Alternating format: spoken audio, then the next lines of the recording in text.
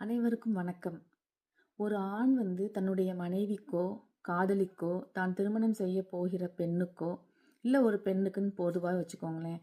அவங்களுக்கு ஒரு துன்பம் வரப்போகுது, இல்லாட்டி ஒரு பிரச்சனை வரலாம் அப்படின்னா, அப்படிங்கிறத அத முன்னாடியே உணர்ந்து, அத வராம தடுக்கிறதுக்கு என்ன செய்யணும் அப்படின்னு செஞ்சாங்கன்னா, அந்த ஆண் எவ்வளவு நல்லவன்.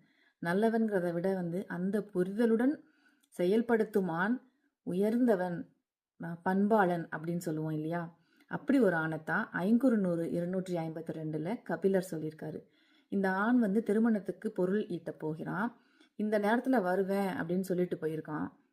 ஆனால் அந்த நேரத்தை ஒட்டி அந்த நேரம் வரைக்கும் இல்லாட்டி தாழ்த்தியோ வந்தா இன்னும் அவன் வந்துருவானா தலைவன் அப்படின்னு தலைவி வருந்துவா, இல்லாட்டி ஊரார் ஏதாவது சொல்லுவாங்க. இந்த பிரச்சனைகள்லாம் வராமல் இருக்கிறதுக்கு அவன் முன்பே பொருள் ஈட்டி வந்து விட்டான். அப்போ அது எவ்வளவு மகிழ்ச்சி, அப்போ அவன் எவ்வளவு உயர்ந்தவன். இந்த பாடல் அதை தான் சொல்லுது. இதை எளிமையாக நான் மொழிபெயர்த்திருக்கேன். அதை நான் வாசிக்கிறேன்.